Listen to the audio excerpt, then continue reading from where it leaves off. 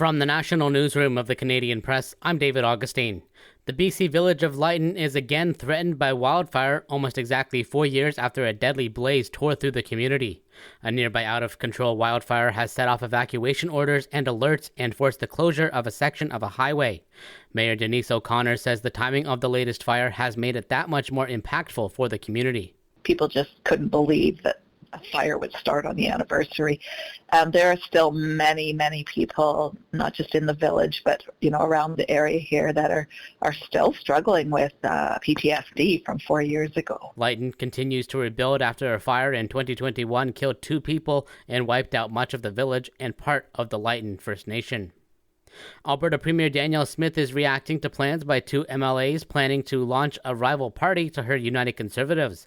Peter Guthrie and Scott Sinclair say they're resurrecting the Progressive Conservative Party because they feel Smith is catering to extremists. Smith says when Conservatives split, the opposition wins. And I think that's where the majority of Conservative voters are, is that they realize that we have 2 cultures that we brought together under a single umbrella. Smith added that the UCP is enjoying popular support and is out fundraising the NDP. In BC, Victoria Mayor Marianne Alto says residents can see improvements in their community within 6 months after the city announced more than $10 million in additional funding for bylaw enforcement.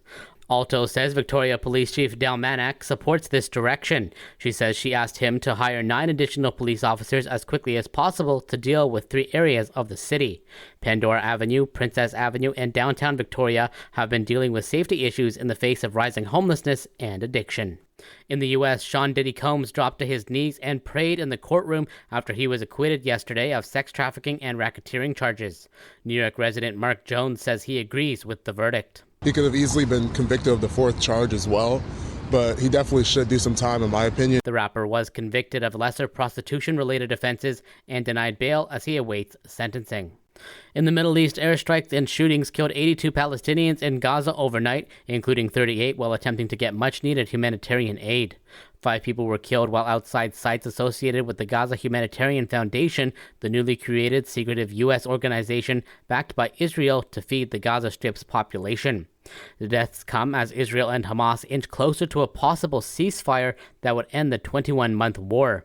And the Britpop band Oasis will reunite for a 2025 world tour kicking off tomorrow in Cardiff, Wales. It's a surprising run of dates that end the band's 15-year hiatus. It also seems to suggest an end to the long-held feud between bandmates and brothers Liam and Noel Gallagher. Oasis is set to perform at Toronto's Rogers Stadium on August 24th and 25th. This is the Canadian Press.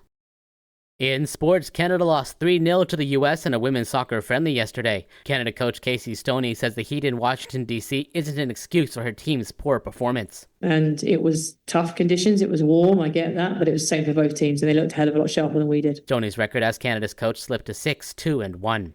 It's day 3 of NHL free agency, and Nikolai Ehlers has still yet to sign a deal. The 29-year-old Ehlers is the biggest name on the market and spent a decade with the Winnipeg Jets, but appears set to move on. In the MLB, the Toronto Blue Jays look to take sole possession of the top spot in the AL East when they host the New York Yankees in the finale of their 4-game set. Toronto has beaten New York 3 straight times, including a wild 11-9 win last night. And some Canadians have exited Wimbledon. Leylah Fernandez and Gabriel Diallo lost their second-round matches. Felix Auger-Aliassime's match was postponed due to darkness, and Toronto-born Brit Emma Raducanu has set up a date with world number 1 Aryna Sabalenka on Friday. From the Canadian Press, I'm David Augustine. Thanks for listening. Don't forget to follow and subscribe. For more of today's top stories, visit thecanadianpressnews.ca.